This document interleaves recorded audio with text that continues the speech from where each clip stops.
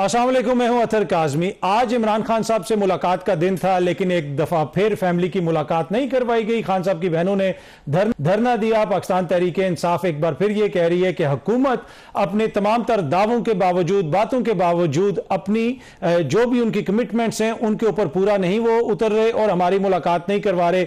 आगे चल के आज के प्रोग्राम में इस हवाले से भी गुफ्तगू करेंगे। उसके साथ साथ अदलिया में नई तैनातियां होनी है, हाई कोर्ट्स में नए जज साहिबान आ रहे हैं, उस हवाले से भी गुफ्तगू करेंगे आगे चल के। लेकिन सबसे पहले हम बात करेंगे भारत की आबी जारियत की। भारत ने सिंध ताश मुआहदे को यकतरफा तौर पे मुअत्तल कर दिया और उसके बाद अब यह बिल्कुल वाज़ेह तौर पे नजर आ रहा है कि भारत पानी को हथियार के तौर पर इस्तेमाल करना चाहता है। हमने देखा गुज़िश्ता बरस भारत के साथ हमारी जंग हुई, उसमें भारत ने अपने तमाम हथियार आजमा के देख लिए, राफेल भी उड़ा के देख लिए, लेकिन उसका जो नतीजा निकला वो पूरी दुनिया ने देखा। और अब लगता ऐसे है कि भारत की कोशिश यह है कि यह जो एक इंटरनेशनली रिकग्नाइज्ड मुआहदा है इसको पसे पुश डाला जाए, इसको रौंदा जाए और पाकिस्तान को एक तरह से ये जो उसकी फूड सिक्योरिटी है वहां पे हिट किया जाए, उसके पानी को रोका जाए। तो ये जो सारा मामला है ये आगे जाके किस तरफ जा सकता है, इसका क्या नतीजा निकल सकता है, क्योंकि अगर पाकिस्तान का पानी इस तरह रोका जाएगा तो ये बात फिर रुकेगी तो नहीं, फिर बात आगे भी बढ़ सकती है। दोनों जोरी ताकते हैं।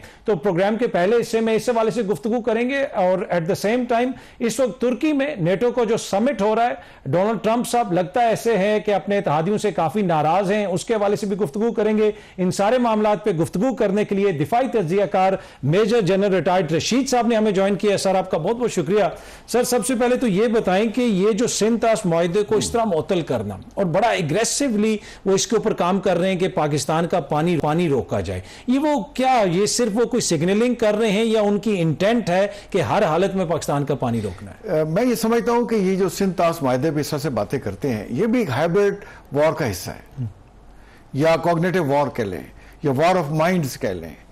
और आप देखें इंडस वाटर ट्रीटी में कोई क्लॉज ही नहीं है कि आप यूनिलैटरली इसको सस्पेंड कर सकते हैं या इसको हेल्ड इन अबेंस कर सकते हैं या इसको आप कैंसिल कर सकते हैं। ऐसी प्रोविजन है ही इसके अंदर कोई नहीं। एक तो ये बात है। दूसरी ये है कि अगर किसी में कोई डिस्प्यूट आ जाता है, जैसे इंडिया ने कोई डिस्प्यूट रेज किए हुए हैं, तो देन इसका मैकेनिज्म है कि इसमें परमानेंट इंडस कमीशन है। ये 2 मेंबर कमीशन है, एक पाकिस्तान का इंडस कमिश्नर है, एक इंडिया का, उसको रेफर होगा। अगर वो हल नहीं कर सकते फिर न्यूट्रल एक्सपर्ट्स हैं, वो न्यूट्रल एक्सपर्ट नॉमिनेट हुआ है, वो फ्रांसीसी है, एक्सपर्ट है इंटरनेशनल वाटर ट्रीटीज पे, उसको ये रेफर कर चुके हैं। एक उसकी इंटरम रूलिंग आई है, फाइनल रूलिंग उसने जनवरी 2027 में देनी है। और फिर परमानेंट कोर्ट ऑफ आर्बिट्रेशन है, ये वर्ल्ड बैंक ने बनाई हुई है, उसकी 3 रूलिंग आ चुकी हैं, तीनों पाकिस्तान के फेवर में है। और वो कहते हैं नहीं जी नल एंड वाइड, हम इसको मानते ही नहीं। भाई कैसे नहीं मानते आपको? वो आपको कह रहे हैं कि भाई आप ना वहां पे कोई वाटर को डाइवर्ट कर सकते हैं। और हम जो ज्यादातर लोग शोर डालते हैं ना, 20% वाटर तो देखो उनका हक है, वो इरिगेशन के लिए, वो ड्रिंकिंग पर्पस के लिए इस्तेमाल कर सकते हैं, लेकिन स्टोरेज नहीं कर सकते और ना डाइवर्ट कर सकते हैं। तो देखिए हमें इसके साथ साथ चले, हम तो जैसे परमानेंट कोर्ट ऑफ आर्बिट्रेशन में गए हैं और अपना हम ये जो केस है अक़वाम मुत्तहिदा की सिक्योरिटी काउंसिल में भी ले जा सकते हैं। हम उसके परमानेंट मेंबर हैं इस पूरे साल में, पिछले 2 साल से मतलब हम उसके मेंबर हैं, वहां पेश कर सकते हैं, बाकी फोरम पे पेश कर सकते हैं। मुझे आप ये बताइए डियर अतर कि हमें कौन रोकता है कि हम भी डैम बनाएं? हमें कालाबाग डैम नहीं बना रहे, हम छोटे सियासत आ रही है ना। तो इंडिया जो पाकिस्तान को कमजोर खुदा ना खास्ता करने के लिए, अंडरमाइन करने के लिए, हमें प्रेशर डालने के लिए वो करता रहेगा। हमें जो अपना हाउस इन ऑर्डर करना है, सारे लोगों को ऑन बोर्ड करना है और कालाबाग डैम समेत से छोटे मोटे डैम बनाने हैं। 35 मिलियन एकड़ फीट ऑफ वाटर हर साल हम समंदर में फेंक देते हैं। सर इधर हमने चोलिस्तान में जो नहरें बनानी थी वो सारा ग्रीन इनिशिएटिव था, उसको जिस तरह महफूज शहीद कनाल बनानी थी तो वो देखें उस पर सियासत हो गई और इनके वो रेड फ्लैग खड़े कर देते हैं। मतलब हमें एक ऐसी जमात चाहिए जो पूरे पाकिस्तान की बात करे। सिंध में पीपल्स पार्टी है, पंजाब में नून लीग है, केपीके में पीटीआई है, बलूचिस्तान में कोई कोलिशन की गवर्नमेंट है। सूबों की बात कर रहे हैं। देखिए पाकिस्तान की इंटरेस्ट को सामने रखना चाहिए, सूबे बाद में आएंगे। हम उम्मा की बात करते हैं, देखें हमें गजा की फिक्र लगी रहती है, पाकिस्तान की हमें फिक्र नहीं है। पाकिस्तान अगर मजबूत होगा और स्ट्रांग होगा, अंदर से यकजहती का मुजाहरा किया जाएगा और पाकिस्तान तो गजा का मसले भी आप कर सकते हैं, कश्मीर में भी कर सकते हैं। अब ये ज्वाइंट अवामी एक्शन कमेटी जो आज़ाद कश्मीर जम्मू एंड कश्मीर में कर रही है, क्या इससे पाकिस्तान मजबूत हो रहा है? इतने दिनों से वहां स्ट्राइक है, खासतौर पर रावलाकोट में, तो कौन पैसे दे रहा है? जो दुकानें बंद हैं उनका रोजगार इफेक्ट नहीं हो रहा, तो कौन उनको पैसे दे रहा है? किस तरह से मतलब वो अपना हिसाब किताब कर रहे हैं? तो मेरा अपना ये ख्याल है कि इंडिया जो कर सकता है वो करेगा, हमेशा पाकिस्तान के खिलाफ बात करेगा। हमें जो खुद काम कम से कम कर सकते हैं वो करने चाहिए, और तमाम सबूतों के साथ तमाम इंटरनेशनल फोरम में जाके इंडिया की स्पेस कम करनी चाहिए। नेतन्याहू के अगर वारंट गिरफ्तारी इशू कर सकती है इंटरनेशनल क्रिमिनल कोर्ट, तो मोदी के भी इशू कराने चाहिए। अच्छा, इसमें एक चीज ये भी है ना सर कि अब ये कहा जाता है कि मिलिटरीली इंडिया ने बुली करने की कोशिश की पाकिस्तान को लास्ट ईयर, लेकिन आगे से जिस किस्म का जवाब आप लोगों ने दिया पाकिस्तान की आर्मी ने, अब उसकी वजह से उसके पास और कोई चीज है नहीं है। वो कहता है कि इस किस्म की हरकतों से हम पाकिस्तान पे दबाव डालेंगे। मैंने आपको कहा ना, देखिए ये हाइब्रिड वॉर का हिस्सा है। जिस तरह से बलूचिस्तान में हो रहा है, दहशतगर्दी कर रहा है, आज भी दहशतगर्दी का के में कर रहा है, तो ये बैटल ऑफ माइंड्स भी है, जिसे हम कॉग्निटिव वॉरफेयर कहते हैं। जैसे हम कहते हैं ना, ये 6 पिलर ऑफ उसको वॉर कह रहे हैं। देखिए, जैसे एयरफोर्स है, नेवी है, आर्मी है, साइबर है, स्पेस। कॉग्निटिव वॉर को अब इसका हिस्सा बनाया जा रहा है कि लोगों के माइंड्स को इफेक्ट करे, तो ताकि उनके अंदर खौफ और रास पैदा हो, अंडर माइन हो, अब बददिली पैदा करो, अपनी हुकूमत के खिलाफ खुदा ना खासा खड़े हो जाए। तो हमें इंडिया की चालों को ये समझना होगा, अपने अंदर यकजहती लानी होगी, अवाम के जायज़ मामलात को हल करना होगा। जहां जहां भी अनरेस्ट है, खासतौर पे बलूचिस्तान के में, वहां रिफॉर्म्स लानी होंगी, गुड गवर्नेंस लानी होगी। जब गुड गवर्नेंस देखिए नहीं होती, तभी इस किस्म की तंजीमों को मौका मिलता है कि वो हुकूमत के खिलाफ बयाने बनाए। तो अगर देखें वहां पे अगर बिजली की कीमत पहले ही कम होती, आटे की कीमत पहले ही कम होती, और जो प्रोटोकॉल में जो उन्होंने चीजें जाहिर की कि जो सरकारी जो है सियासी नुमाइंदे, उनका इतना प्रोटोकॉल है, इतना चीजें पैसे जाया करते हैं, एक आम आदमी का इंटरेस्ट को सामने नहीं रखते। तो हमें गुड गवर्नेंस लानी होगी, हमें अकाउंटेबिलिटी भी करनी होगी। ठीक है। अच्छा सर, अगर नेटो की बात करें तो ट्रंप तुर्की में उन्होंने वहां पे मीडिया से बात करते हुए कहा कि मैं अपने नेटो एलाइज से काफी ज्यादा मायूस हूं। वो कहते रहे कि नेटो आएगी, उनकी मदद करेगी, लेकिन नेटो ने उस तरह मदद नहीं की। तो अब नेटो का मुस्तकबिल आप क्या देखते हैं? या पोस्ट ट्रंप मामलात फिर ठीक हो जाएंगे, या फिर कुछ लोग तो ये कह रहे हैं कि ऐन मुमकिन है कि अमेरिका नेटो से निकल ही जाए?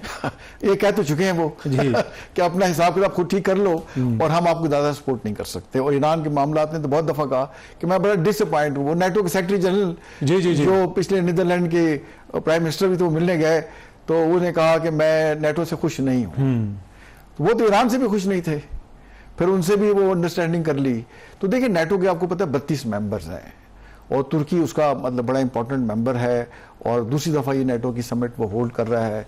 और खबरें ये भी आई कि शायद उनको F-35 त्यारे भी वो दे दें, और प्राइमरली उनका ऑब्जेक्टिव होगा कि आप 5% ऑफ GDP खर्च करें। हाँ, सारे जितने ममालिक हैं। तो आज तक तो उन्होंने किए नहीं, मैक्सिमम 2-2.5% कर रहे हैं। वैसे सबसे ज्यादा पोलैंड कर रहा है जो 4.3 है, बाकी सारे इससे नीचे। 5 पे कोई भी नहीं गया, खुद इवन अमेरिका भी कोई 3 पॉइंट समथिंग पे है। ये कुछ पैसे है, बट देखिए सबसे ज्यादा एड वही देता है। जी, और देने पड़ेगी, आप ही ने तो बनाई थी, इसलिए उसका GDP बढ़ा है, तो उसके रेशो से उसकी वो। तो अब ट्रंप साहब क्योंकि पुतिन के भी दोस्त हैं, बाज लोग कहते हैं कारोबारी भी इंटरेस्ट है, तो नेटो को वो अंडरमाइन करते हैं, मेरे ख्याल करते रहेंगे।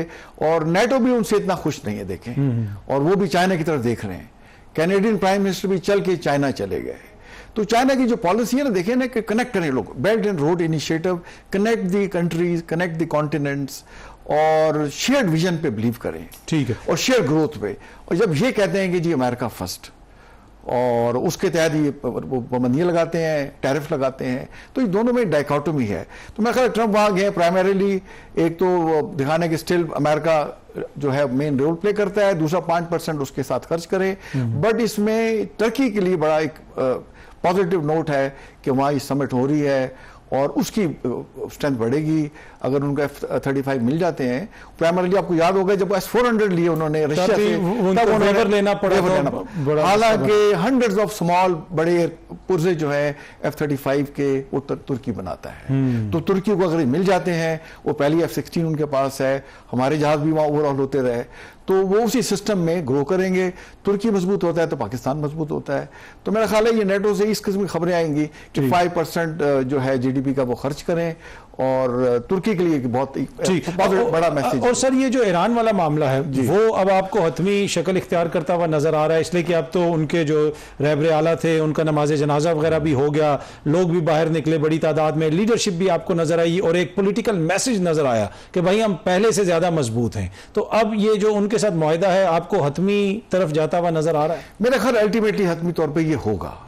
आज भी 2 शिप्स को हिट किया है ईरान ने सुबह अर्ली मॉर्निंग, अबनाए हुर्मुज़ ओमान के कोस्ट के नजदीक।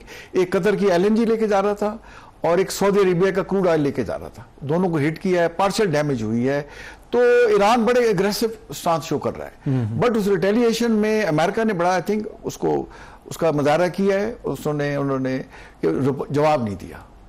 और ट्रंप साहब तो जवाब दे रहे हैं कि अगर आपने MOU को ऑनर ना किया तो मैं I will finish you of, हम कुछ भी कर देंगे। तो मेरा ख्याल बयानबाजी के अलावा हमें जो इस्लामाबाद MOU साइन हुआ है उसकी निटी गिटीज में जाके उस रोड मैप के तहत चलना चाहिए।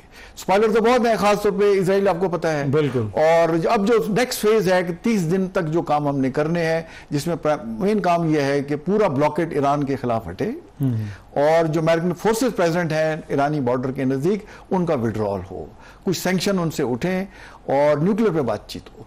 तो अब सुन रहे हैं 11 तारीख को शायद पाकिस्तान में इस्लामाबाद में बातचीत हो, अगर यहां हुई तो मेरा ख्याल बड़ा मुस्बत उसके नतायज निकलेंगे। अच्छा, इस वक्त पाकिस्तान का रोल आपको लगता है कि उतना ही इंपॉर्टेंट है जितना पहले इंपॉर्टेंट था, कि अब हमने उनको साथ बैठा दिया है, अब वो खुद ही चलते रहेंगे? नहीं, ऐसा नहीं होगा, हमें अभी भी उनको साथ लेके चलना पड़ेगा। मैं कहता हूं कि पाकिस्तान अगर इसमें ना होता या ना हो तो ये चल ही नहीं सकता। पाकिस्तान वाहिद देखिए आज, हालांकि आपको पता है अतर कि कतर ने और ईरान ने आपस में बायलैटरल ट्रेड का और बहरी रास्ते के वहां ट्रेड शुरू कर दिया था दोनों की पोर्ट से, लेकिन आज उनको कतर का LNG हिट कर दी। तो जो क्रेडिबल पार्टनर है, जिस पर जो ट्रस्ट करते हैं और जिसकी एस्ट्यूट डिप्लोमेसी, वो पाकिस्तान ही है। तो यहां तक जो पहुंचे पाकिस्तान की मदद से पहुंचे। ऑफ कोर्स साथ सऊदी अरेबिया था, कतर भी था, तुर्किया भी था, ऑफ कोर्स चाइना को फुल उसको कॉन्फ्रेंस में लेकर बातचीत की गई। लेकिन जो मामला आगे चल रहे हैं वो इस्लामाबाद MOU के तहत ही चल रहे हैं। इंशाल्लाह पाकिस्तान की मदद से चीजें आगे चलेंगी। पाकिस्तान को ये चाहिए कि अपने इस वक्त जो लिवरेज है, जो पोलिटिकल उसको पोजीशन मिली है, इसको इस्तेमाल करे इंडिया के खिलाफ भी और पाकिस्तान के इकोनॉमिक राइज में भी। अच्छा सर, गुज़िश्ता रोज कोर कमांडर्स कॉन्फ्रेंस भी हुई और उसमें जो अफगानिस्तान के अंदर सूरत हाल है, वहां से जो तालिबान रजीम से हमें एक थ्रेट है और उनकी सरजमीन जो कॉन्टिन्यूसली, हम इंडिया का नाम तो लेते हैं लेकिन उसके लिए एक बड़ा जो ऑपरेशन है वो अफगानिस्तान के थ्रू होता है, तो ये कितना बड़ा चैलेंज है हमारे लिए? देखिए बहुत बड़ा चैलेंज बन गया ये कि अफगानिस्तान की सरजमीन पाकिस्तान के खिलाफ इस्तेमाल हो रही है और हमें ऑपरेशन ग़ज़्ब-उल हक़ भी करना पड़ा और लगातार वहाँ से देखें खबरें आ रही। ज़ियारत में जैसे आपने सुना होगा, वहाँ भी देखें हमने उनके 13 को दहशतगर्द मार दिए। तो हमें मेरा ख्याल है करना अब ये होगा, एक तो कंटिन्यू करें जहां हमारे लिए आइडियल मौका है कि जहां जहां इंडिया की प्रॉक्सीज बैठी हुई हैं उनको हिट करके एलिमिनेट करें। दूसरा, रशिया के साथ इन्होंने एक टेक्निकल डिफेंस एग्रीमेंट किया हुआ है, उनकी बात ये सुन रहे हैं। चाइना वहां काफी सारी इन्वेस्टमेंट कर रहा है, तो हमें इन सब के साथ मिलकर उन पर प्रेशर बढ़ाना चाहिए। खुद भी बात करें, हमारा वहां एम्बेसडर है, उनके एम्बेसडर यहाँ पे डायरेक्ट बात भी करें, इनडायरेक्टली बात भी करें।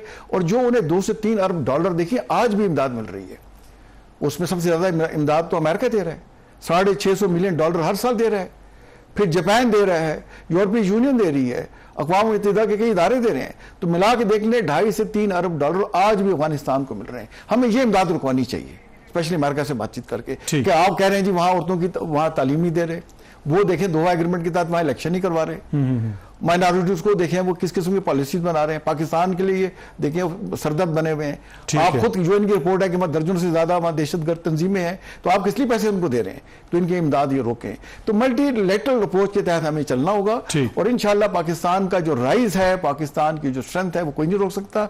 हमने सिर्फ हाउस, मैंने जैसे पहले कहा, इन ऑर्डर करना और लोगों को साथ लेके चलना है। जनरल साहब बहुत बहुत शुक्रिया, थैंक यू सो मच। वक्त तो एक छोटी सी ब्रेक का जी, ब्रेक से वापस आते हैं तो गुफ्तगू के सिलसिले को आगे बढ़ाएंगे।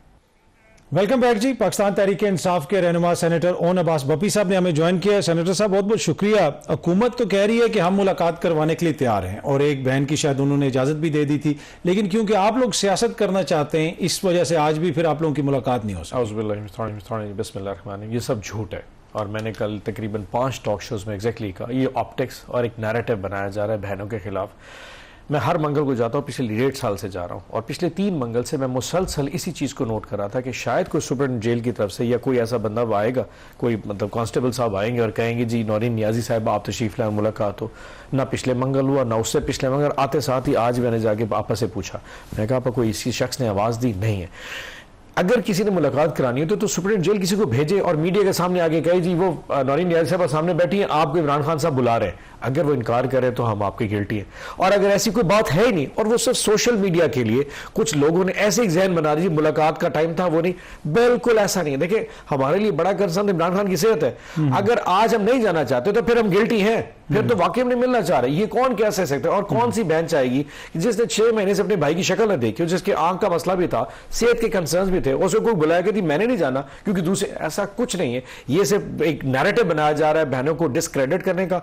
और अगर ऐसा था तो सोशल मीडिया पे या प्रिंट मीडिया पे कोई एक जर्नलिस्ट दिखा दे जिसके सामने कोई पुलिस वाला कहो जी इस बहन को बुलाया थे, जाने से इनकार कर दिया। सर टोटल लाइस। आज भी आप वहां पे थे और आज भी कुछ भी नहीं हुआ। कुछ भी नहीं। आज तो गर्मी भी शदीद थी। अब मैं हिम्मत देता मतलब उन बहनों को, उन तमाम खवातीन, उनके साथ जो 3 बहनें आती हैं उनके बहुत सारी पाकिस्तान से हमारी तहरीक इंसाफ खवातीन आती, इतनी गर्मी में अभी 9 बजे तक यानी कि तकरीबन 7 घंटे वो लोगों ने इंतजार किया, आखिर चले गए। और यकीन करें ये सिर्फ एक जिद है और ये सिर्फ अना और एक फिरौनियत है आपके जहन में कि नहीं मिलवाते, कर ले, किसने हमसे पूछना? यानी कि ऊपर अल्लाह के बाद पाकिस्तान में अगर पूछने वाले एस्टैब्लिशमेंट से जो इंटरनेशनल एस्टैब्लिशमेंट है वो तो आपसे वैसे ही नहीं पूछेगी। ट्रंप साहब आपके साथ है, पाकिस्तान में ऑपरेशन सिफारतकारी आपकी चल गई है।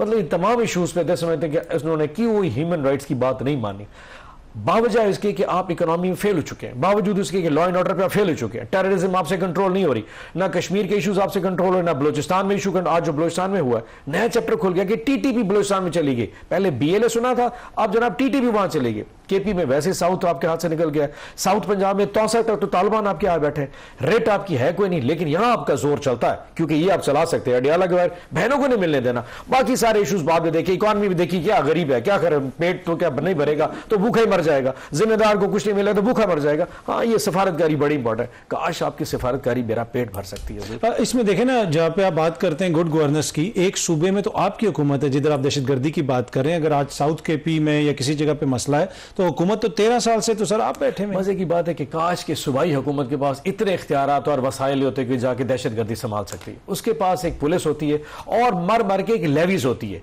जिसका कंट्रोल भी किन के पास होता है, मतलब वो डायरेक्टली उसके पास शायद होता भी नहीं है। पुलिस क्या कर सकती है? आज जो बलोचिस्तान में जियारत में हुआ है वो पुलिस वालों को क्या संभाल सके?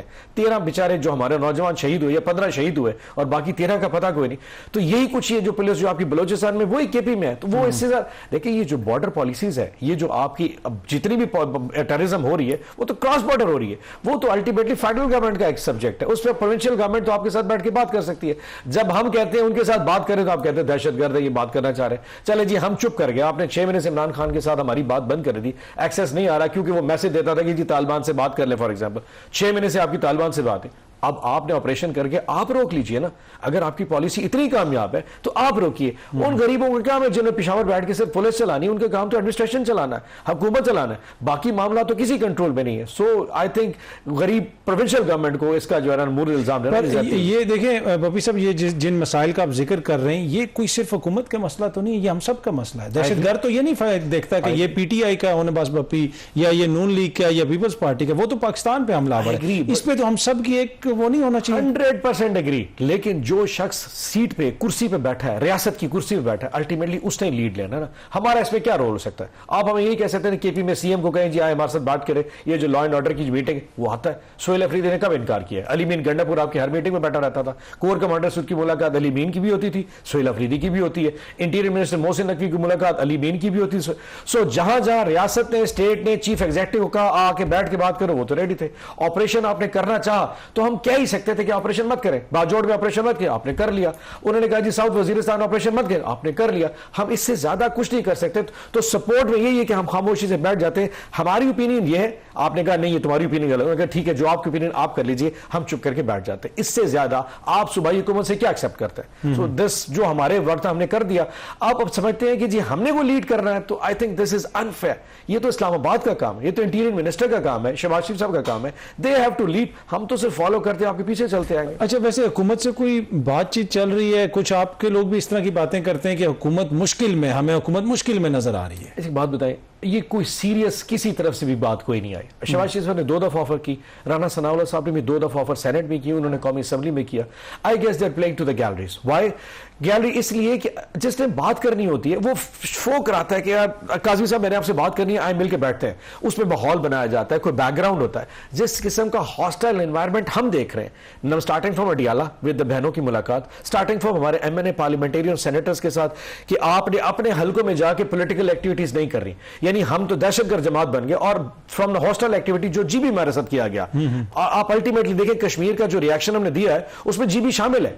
अगर आपने हमें दीवार के साथ लगा के हमें कहना है आओ बैठ के बात करते हैं, this is not the way to do things. अगर आप हमें कमजोरी पे, जमीन पे, मतलब आप कुर्सी बैठ के मुझे कहते बपी साहब नीचे बैठे आपसे बात करनी है, मैं आपसे क्यों बात करूं, रहने दे, फिर आप जो मर्जी। फिर मैं ये कहूंगा यार अगर आप बात करना चाह रहे हैं इसमें आपकी कोई कमजोरी है, एंड मैं समझता हूं कि कमजोरी आपकी है। इस वक्त जो शहबाज शरीफ साहब कर रहे हैं वो खुद भी ट्रबल में। वाई? बिकॉज इतने बड़े इश्यूज इनको लाक हो चुके हैं जो हमारे बहुत से ज्यादा। कंपैरिजन में क्या है, हमारा इशू है इमरान खान और कोट लखपत की, या जितनी लीडरशिप है जो मफरूर है या सजा याफ्ता है। आपके इश्यूज क्या है? आपका इशू तो इकॉनमी है, आपका इशू अनएम्प्लॉयमेंट है, आपका इशू महंगाई है, लॉ एंड ऑर्डर आपका issue, unnatural alliance peoples party के साथ आपके इश्यूज बहुत ज्यादा है। यस, लेकिन अगर वाकई इतने बड़े इश्यूज के बावजूद जब आपसे कहते हैं ना हम आपसे बात करना चाहें, थोड़ा सा माहौल हमें भी दीजिए, कोई ऐसा माहौल बनाए कि हम कहते हैं यार बैठ बात करते हैं, पाकिस्तान के लिए बेहतर है। डू यू रियली थिंक कि जो अफगानिस्तान का या तोरखम बॉर्डर, चमन बॉर्डर पर इशू चल रहा है, अच्छा जई साहब डिस्पाइट ऑपोजिशन लीडर के वो इनकार करेंगे? He would love to talk to you because ultimately border के उनकी जो पूरी ट्राइब है वो दोनों साइड बैठी है। सो मुझे नहीं लग रहा कि गवर्नमेंट इज सीरियस जिसको शायद हमारी पार्टी सीरियस में। अच्छा, एक और जो क्रिटिसिज्म है कि आप लोग सियासी फैसले नहीं करते। अगेन आप लोगों ने कहा जी इलेक्शन नहीं लड़ना आजाद कश्मीर में, सियासी जमातें तो ऐसा नहीं करती। 2 वजूहात थी। एक तो मैंने जैसे कहा कि पहला तो जीबी का जो बैकग्राउंड है सबके सामने, कोई लकी मैं उसमें फिर दोबारा तकरीर क्या क्या हुआ, जो कुछ हुआ, अल्टीमेट 2 बंदे बने, उनमें से भी एक बंदा गायब हो गया। सो हमें तो उसका अंदाजा नहीं। अगर कश्मीर में इलेक्शन लड़ नहीं लेते तो मुझे तो लगता है कि 24 में शायद वो 2 सीटें आनी थी जो एज पर प्लान होती है, और वो 2 सीटें इसलिए दी जाती हैं लेजिटिमाइज करने के लिए। 2 सीटें नहीं, देखिए इलेक्शन लड़ रहे 2 जीत रहे, अगर हम फैसला करें शायद 2 भी ना जीते, तो यहां भी 2 सीटें नहीं। This is number 1। नंबर 2, जो वहां पे कश्मीर में जो एक इशू चल रहा है जो कि बहुत ज्यादा सेंसिटाइज है, अब हर बंदा उसको अपने एंगल से देखता है, जनाब कश्मीर का इशू है, सॉवरेनिटी का इशू है, इंडिया फंडेड है, हो सकता है कुछ होगा बैकग्राउंड में, but majority of the Kashmiris are not happy with हमारे साथ जो मामला चल रहे हैं। It has to be dealt in a political way, जो गवर्नमेंट पॉलिटिकल सेटल नहीं करना चाह रही।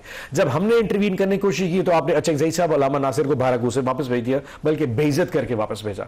अगर आप खुद भी सेटल नहीं करना चाह रहे और मेजॉरिटी लोगों का पाकिस्तान के इलेक्शन के ऊपर बिलीफ नहीं है, हम किस एंगल से लेके जाएं? और अल्टीमेटली इलेक्शन का प्रोसेस होता है जिसमें आप कुछ अचीव करते हैं। हुकूमत हमारी बननी नहीं, जीतने आपने देना नहीं, हमारे आपने जो वहां लोग लड़ रहे हैं मार मार के आपने उनका भरकस निकाल देना है, कैंपेन आपने हमें करने नहीं देनी, पार्टी आप बल्ले का निशान वहां मौजूद नहीं।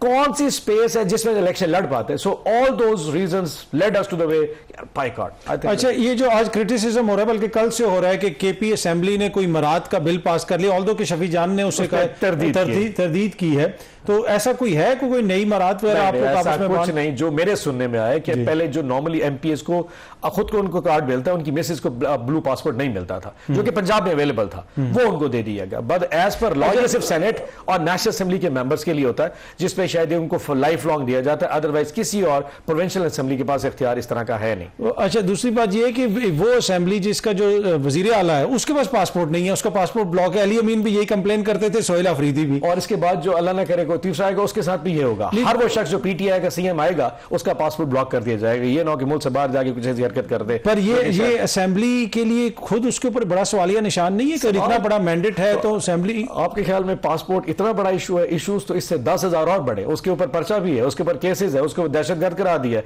उसको अब उन्होंने बेल बिफोर अरेस्ट कराने की चक्कर नहीं दिया बल्कि ऑर्डर दिया उसको गिरफ्तार करके ले आओ, और भी बहुत सारे इश्यूज हो सकते हैं। सो पासपोर्ट तो बहुत छोटा इशू है। एक सीएम जो इमरान खान का सीएम है, जो पीटीआई का सीएम है, उसको बेचारे को और पता नहीं क्या क्या बर्दाश्त करना पड़ रहा। हमें तो सिर्फ पासपोर्ट ही नजर आ रहा है, वो तो गरीब जहां पे पूरे इस्लामाबाद आते खौफ में फील करता होगा। ये मैं इसलिए कह रहा हूं कि ये जो सारी बातें हैं इनको देख के जो कुछ लोग ये कह रहे हैं कि शायद हुकूमत जाने वाली और पीटीआई के लिए कोई गुंजाइश बन रही है, वो गुंजाइश नजर आ रही है आपको? अच्छा आकाश साहब, वो सारे पेंडे चौधरी चले जाए, हमारा इशू शायद नहीं चल सके, ना हमें कोई शौक है हुकूमत बनाने का। मतलब इमरान खान साहब जेल में और हम हुकूमत, अगर तो खान साहब को इन करके कुछ सोच के बात की जा रही हो, अगर खान साहब के बगैर कोई किसी जगह पे कोई ऐसी सोच भी रखता है किसी गवर्नमेंट का, नेशनल गवर्नमेंट का, आई थिंक वो एक दीवाने का ख्वाब हो सकता है। हम सब की जो एक ब्रांड है आइडेंटिटी इमरान खान के साथ है। सो अगर किसी की कहीं कोई खान साहब से बात हो रही हो जिसका हमें इल्म नहीं है तो वो एक अलग इशू है, वरना मुझ समेत किसी लीडरशिप का ऐसा कोई कंसर्न नहीं जब तक इमरान खान साहब जेल से बाहर नहीं आते। हम हुकूमत या कोई पर्ल्स एंड प्रिविलेजेस लेके क्या करेंगे? मैं तो लोगों को कहता हूं कि मैं तो मतलब हम खान की वजह से आज इन पार्लियामान में बैठे, और कोई प्रिविलेज या पर्ल्स हमें मिलते हैं तो उसकी मुझे तो वैसे एम्बैरेसमेंट होना शुरू हो जाती है कि वो 47 डिग्री में बैठा और मैं शायद एसी के दफ्तर में बैठ के सेनेट में बैठ के तकरीर कर रहा हूं, मुझे उस पर एम्बैरेसमेंट होती है। सो आई मीन इस तरह की हुकूमत जो इस तरह की नवाजी जाए जिसमें इमरान खान से नजर ना आए, हम तो मतलब we do not survive with this. Senator ओना बस मपी साहब बहुत बहुत शुक्रिया, थैंक यू सो मच। वक्त एक छोटी सी ब्रेक है जी, ब्रेक से वापस आएंगे तो गुफ्तगू के सिलसिले को आगे बढ़ाते हैं। वेलकम बैक जी। अब थोड़ी सी बात कर लेते हैं आला अदलिया में तैनातियों के हवाले से। अब खबरें ये आ रही हैं कि नए मोअज़्ज़िज़ जज साहिबान के नाम दे दिए गए हैं और अब किस किस की तैनाती होगी, इस हवाले से आज मैं देख रहा था एक्सप्रेस ट्रिब्यून में एक तफसीली खबर की है असनात मलिक साहब ने, जो सीनियर कोर्ट रिपोर्टर हैं, इस वक्त मेरे साथ मौजूद है। असनात, आपका बहुत बहुत शुक्रिया यहाँ पे आने का। आज जो खबर मैंने आपकी देखी उसमें मुख्तलिफ नाम दिए गए हैं कि इन जज साहिबान की 4 हाई कोर्ट्स में तैनातियां होनी है और उसमें 33 नाम ऐसे हैं जो फारूक एच नाइक यानी पीपल्स पार्टी के सेनेटर और आसिफ जरदारी साहब के जो वकील हैं उनकी जानिब से दिए गए। और आपकी जो स्टोरी का क्रक्स है कि पीपल्स पार्टी के हमायत याफ्ता बहुत सारे लोग जो हैं वो जुडिशरी में आ रहे हैं। जी देखिए, ये हमने देखा है कि 26वीं तरमीम के बाद पीपल्स पार्टी ने कोशिश की है कि हर हाई कोर्ट में, सुप्रीम कोर्ट, आईनी अदालत अपना हिस्सा लिया जाए और वो काफ़ी हद तक कामयाब भी रहे। 26वीं तरमीम के बाद जब किसी हाई कोर्ट में भी आईनी बेंचेस नहीं है, सिंध हाई कोर्ट में उन्होंने आईनी बेंच का सरबराह अपना मर्जी का लगाया, 9वें नंबर पे था, 8 जजेस को इग्नोर करके 9वें नंबर के जज को आईनी अदालत का, आईनी बेंचेस का सरबराह बनाया, फिर अपनी मर्जी के जज चुने और बेंचेस बन गए। उसके बाद जब अपॉइंटमेंट हुई पिछले साल जनवरी में मुख्तलिफ हाई कोर्ट में, वहाँ भी उन्होंने अपना पूरा हिस्सा लिया, सिवाय इस्लामाबाद हाई कोर्ट के। वहाँ क्योंकि 2-3 ही अपॉइंटमेंट होनी थी और मेरा ख्याल है कि वहाँ किसी को भी नहीं, जो एक डिसाइडेड था कि इन लोगों को अपॉइंट करना है, उनको किया गया। लाहौर में इन्होंने लिया, पेशावर में लिया, सिंध में लिया। अब दोबारा अपॉइंटमेंट हो रही हैं। अब जो है वो 23 अपॉइंटमेंट है टोटल मुख्तलिफ 4 हाई कोर्ट में जो करनी है अपॉइंट, और इन्होंने 33 नाम दिए हैं। अब सिंध हाई कोर्ट में 13 नाम दिए हैं इन्होंने, असामियाँ हैं 5। लाहौर हाई कोर्ट में 10 असामियाँ, 10 नाम दे दिए, और इस्लामाबाद हाई कोर्ट में भी 3 असामियाँ तो 2 दे दिए, बलूचिस्तान में 5 असामियाँ तो 5 नाम पीपल्स पार्टी ने दे दिए। तो मेरा ख्याल है कि ये अगर ये 3-4 जजेस भी अपने अपॉइंट करा लें तो बड़ी बात है। अच्छा, इसमें यह है ना कि सारी सियासी जमातों से वाबस्ता वकला भी होते हैं। अब पीटीआई की अगर आप लीडरशिप देखें वो सारी वकला पर मुश्तमिल है, तो ये तो सारी सियासी जमातें जो है वो नाम देती हैं। जी बिल्कुल दे सकती हैं, लेकिन मेरी अली जफर साहब से बात हुई तो मैंने कहा जी आपने भी कोई नाम दिए? उन्होंने कहा जी हमने कोई 2-4 नाम दिए सिंध हाई कोर्ट के लिए, बाकी पंजाब में कोई वकील ही राजी नहीं है कि आप हमारा नाम रिकमेंड करें। वो कहते हैं जी किसी और से रिकमेंड करा दें, क्योंकि आप अगर नाम पीटीआई जुडिशल कमीशन में करेगी, चाहे वो हाई इंटेग्रिटी वाला कॉम्पिटेंट प्रोफेशनल हो, तो उसका कांटा लग जाएगा और तायाद कांटा लग जाएगा। यही हुआ है कि मंसूर अली शाह ने पिछले साल कुछ अच्छे कॉम्पिटेंट वकीलों के नाम दिए थे लाहौर हाई कोर्ट के लिए, इसी तरह और जगह भी दी, तो कहीं भी उनका जो वो रिकमेंड ही नहीं हुआ। एक एडवोकेट जनरल थे पंजाब जो हुकूमत के भी थे, उस पेशावर लाहौर हाई कोर्ट की चीफ जस्टिस ने भी उनका नाम दिया था, तो वो जज बने थे खालिद इसहाक। इसके अलावा किसी को भी जज नहीं बनाया। तो ये है कि वो अच्छे कॉम्पिटेंट लोग भी इस वजह से नहीं होंगे कि जी पीटीआई इनको रिकमेंड कर रही है या मादी में था कि मंसूर अली शाह करने। तो अब यह है कि इस वक्त स्ट्रांग जो रिकमेंडेशन होती है वो चीफ जस्टिस की होती है, और मेरा ख्याल है कि चीफ जस्टिस इनफॉर्मली कहीं ना कहीं किसी से कंसल्टेशन करके लिस्ट भेजता है। बाकी अब पीपल्स पार्टी अपना हिस्सा मांग रही है। बाहर के मेंबर एहसन बून साहब हैं मेंबर, उन्होंने भी कुछ नाम दिए हैं। लाहौर हाई कोर्ट में उन्होंने एक नाम दिया है, इस्लामाबाद में भी एक नाम दिया है। तो अब देखते हैं कि कौन। अच्छा, ये तो वैसे माजी में भी इस तरह हमने देखा कि तैनातियां हुई, बल्कि जब हमीद डोगर साहब की वो कोर्ट थी उसमें काफी ज्यादा तैनातियां हुई। बाद में जो इफ्तिखार अली शाह साहब का जस्टिस इफ्तिखार चौधरी का फैसला आया और फिर वो उसके बाद जो है वो बहुत सारों को उसमें से हटा भी दिया गया। तो ये तो मेरे ख्याल में माजी में भी ऐसा होता रहा है। नहीं, मैं 18वीं तरमीम से पहले ये होता था कि एग्जीक्यूटिव और जुडिशरी में बाकायदा शेयर होता था और इस तरीके से जज अपॉइंट कुछ एग्जीक्यूटिव के हो जाते थे, कुछ जजेस के हो जाते। 18वीं की तरमीम के बाद जो जुडिशल कमीशन बना, उस वक्त अदलिया स्ट्रांग थी, उन्होंने किसी सूरत में भी कोई वकील जो एग्जीक्यूटिव या किसी सियासी जमात के करीब था उसको नहीं अपॉइंट किया। इफ्तिखार चौधरी साहब ने तो बिल्कुल ही नहीं किया, उसके बाद भी बहुत कम रहा है। ये जब दोबारा शेयर जो मिलना शुरू हुआ है सियासी जमातों को, बार को, ये 26वीं तरमीम के बाद हुआ है। बार को थोड़ा बहुत हो जाता था, इफ्तिखार चौधरी साहब ज्यादातर उन दौर में भी, उस वक्त भी फेवरेटिज्म तो होती थी, वकला जजेस की ज्यादा होती थी या इन्फ्लुएंशियल जो वकील होते थे उनके कोई जूनियर अपॉइंट हो जाते थे, लेकिन ज्यादातर जजेस ही जजों को अपॉइंट करते थे अपने फेवरेटिज्म। और मेरा ख्याल है वो भी कोई अपॉइंटमेंट ठीक नहीं हुई। अगर वो अपॉइंटमेंट होती तो इस वक्त जो अदलिया में, चाहे वो सुप्रीम कोर्ट चाहे आईनी अदालत में जजेस बैठे हैं, वो उस प्रोसेस से हैं। तो अगर हम ब्लेम करते हैं कि जी अब अपॉइंटमेंट ठीक नहीं है, अगर उस वक्त होती तो जो अदलिया इस वक्त कंप्रोमाइज एक तस्वर है, तो इन जजेस ने क्या किया। ठीक, अच्छा, इसमें देखिए ये मैटर तो नहीं करता नाम कहाँ किधर से भी है, अगर कॉम्पिटेंट हैं और जब भी कोई भी शख्स जज बनेगा फिर तो उसने आइन और कानून के मुताबिक चीजों को देखना है। तो एज लॉन्ग एज वो कॉम्पिटेंट है तो इसमें तो कंट्रोवर्सी नहीं होनी चाहिए कि उसको नामजद किसने किया है। ये मेरा ख्याल है कि इसमें नहीं होनी चाहिए। और अगर पोलिटिकली ओपिनिएटिव जजेस भी हैं तो ओपिनियन रखना भी कोई मसला नहीं है, लेकिन मसला ये है कि जैसे मैंने बताया कि उनसे इनसे भी ज्यादा कॉम्पिटेंट वकील वो इस वजह से नहीं हो रहे हैं कि भाई वो ज्यादा जो वो इंटेग्रिटी वाइज हाईली इंडिपेंडेंट, तो इस वजह से उनको नहीं लगाया गया। इवन कई ऐसे वकलात थे जो पीटीआई के भी, नून लीग के भी करीब थे, उनको भी नहीं लिया गया कि कहीं वो आगे जाके कोई जो मौजूदा जुडिशरी को जिस तरह एग्जीक्यूटिव ने कंट्रोल किया हो इसमें रेजिस्ट ना करे। तो अब वही जो वो जज लगेगा जो एग्जीक्यूटिव की डोमिनेंसी जुडिशरी पे उसको मानेगा, जो ये समझेगा कि हमने इंडिपेंडेंस ऑफ जुडिशरी को रिस्टोर करना है, तो वो मेरा ख्याल है उसकी कोई जगह नहीं। अच्छा, ये ऑब्वियसली एक ओपिनियन हो सकता है, मौजूद अदालत तो कहेगी कि हमने तो जो भी करते हैं आइन और कानून के मुताबिक होता है। इसमें एक और क्वेश्चन भी ये है कि ये जो दो तरामीम जिनका आप जिक्र करें 26वीं और 27वीं तरमीम, अगर इन्होंने पाकिस्तान के किसी इदारे को, किसी पिलर को सबसे ज्यादा अफेक्ट किया तो वो जुडिशरी को, हमने देखा आईनी अदालत भी बन गई। और उससे पहले एक बहस थी कि सुप्रीम कोर्ट में मुकदमात की बड़ी भरमार है तो लिहाजा आईनी अदालत बनाना बहुत जरूरी है। तो उसके बाद वो जो बैकलॉग था वो कम हुआ, उसके बाद मुकदमा ज्यादा हल हुए, क्या इसका आउटकम क्या आ रही है? तकरीबन वही बैकलॉग है जी। जजेस डबल हो गए, मराज ज्यादा हो गई हैं, पब्लिक एक्सचेकर से ज्यादा पैसे लग रहे हैं, लेकिन इस वक्त भी 55,000 केसेस पेंडिंग है आईनी अदालत और सुप्रीम कोर्ट में। 33,000 वहां है और 22-23,000 आईनी अदालत में। अब तो फिर ये सवाल उठता है कि भाई उस वक्त सुप्रीम कोर्ट ही क्या थी। फिर आपने जो आईनी अदालत बनाई थी, आपने कहा था जी हाँ हर सूबे का जज जो है वो लिया जाएगा। बेंचेस बन रहे हैं, 2-2 रुकनी बेंचेस बन रहे हैं और उनमें एक ही सूबे के जज बैठे। अब क्यों नहीं पीपल्स पार्टी इस पे सवाल उठाती कि भाई बेंचेस में फिर हर सूबे का जज बैठाएं। फिर ये है कि आप लोग तो कहते थे चीफ जस्टिस के इख्तियार रेगुलेट करें। आईनी अदालत में जो chief justice is the master of roster, वहां कोई कमेटी नहीं है, senior chief justice all and all है। तो मामला यह है कि जो रिफॉर्म जो बातें इन्होंने की नून और पीपल्स पार्टी ने, अदलिया में वो रिफॉर्म वाली नहीं थी। असल मामला यह था कि आईनी अदालत में उन्होंने अपनी मर्जी के जज अपॉइंट कर लिए, चाहे 19वें नंबर से, 21वें नंबर से, और कुछ हाई कोर्ट से लेकर आईनी अदालत में ले आए। किस क्राइटेरिया से ले आए इसका जवाब नहीं है।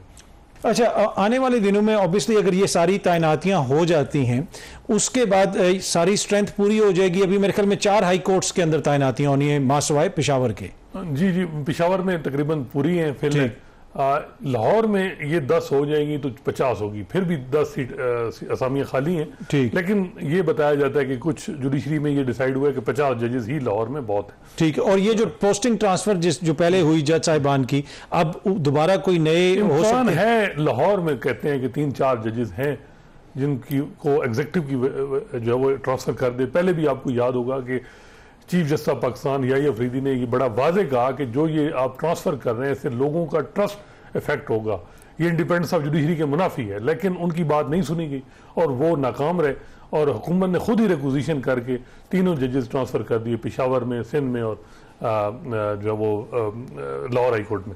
तो मामला ये है कि कहीं कहीं हमने देखा है कि जजेस भी बेबस हैं। जो इस दफा सिस्टम बना है, ऐसा बना है कि जुडिशल कमीशन में जो है वो एग्जेक्टिव ने किसी न किसी तरीके से अपनी मेजॉरिटी गेन कर लेती है। जो आईनी तरमीम में जो कंपोजिशन है जुडिशल कमीशन जी उसमें तो मेरा ख्याल है कि जजेस के हाथ में कुछ नहीं है, और इसमें जिम्मेदारी भी जजेस पे थी। 26वीं तरमीम पे सहूलतकारी की गई, 63A का फैसला उस टाइम पे रिवर्स किया गया जब वोट पूरे नहीं थे। 27वीं तरमीम पे खत लिखे गया कि जी हमें मीटिंग करनी चाहिए फुल कोर्ट, और हुकूमत से कम्युनिकेट डायलॉग करना चाहिए कि एक पूरा जो है वो एक आप इंस्टीट्यूशन है अदलिया, और जो आज़ाद अदलिया है ये फंडामेंटल राइट है हर आदमी का, इस मामले में हमें डायलॉग करनी चाहिए। लेकिन कोई फुल कोर्ट मीटिंग नहीं बुलाई गई, 27वीं तरमीम भी हो गई। तो मेरा ख्याल है कि जजेस की ने जो एफर्ट करनी थी और हुकूमत को कोई बात समझानी थी वो नहीं की, तो जिसका खमियाजा आप भुगत रहे हैं। और आखिर में बताइएगा, अब ये जुडिशल कमीशन का इजलास कब हो रहा है? ये 20 और 21 तारीख रवा माह जी इसी और उसमें ये फिर हतमी हो जाएंगी सारी तारीखें। उससे पहले इंटरव्यूज हो रहे हैं, और इंटरव्यूज 7 रुकनी कमेटी है। थ्योरेटिकल देखा जाए तो चीजें बहुत अच्छी हैं, और मेरा ख्याल है कि किसी टाइम पे चीजें सिस्टम ठीक भी हो जाएगा। ये इंटरव्यू का प्रोसेस या एग्जेक्टिव की और सब स्टेक होल्डर इसमें इन्वॉल्व हैं, जुडिशल कमीशन में एक छत के नीचे बैठे हैं। कुछ चीजें ये हैं कि उसमें थोड़ा सा जजेस जो है वो वहाँ ये भी देखा गया कि जजेस में यूनिटी नहीं है। ठीक है, और ये उस चीज का फायदा एग्जेक्टिव उठाती है। असनाद मलिक साहब बहुत बहुत शुक्रिया, थैंक यू सो मच हमें ज्वाइन करने के लिए। वक्त तो एक छोटी सी ब्रेक का जी, वापस आते हैं तो गुफ्तगू के सिलसिले को आगे बढ़ाएंगे। वेलकम बैक जी, प्रोग्राम देखने का शुक्रिया। कल अगेन आपसे इसी टाइम पे मुलाकात होगी। Thank you very much.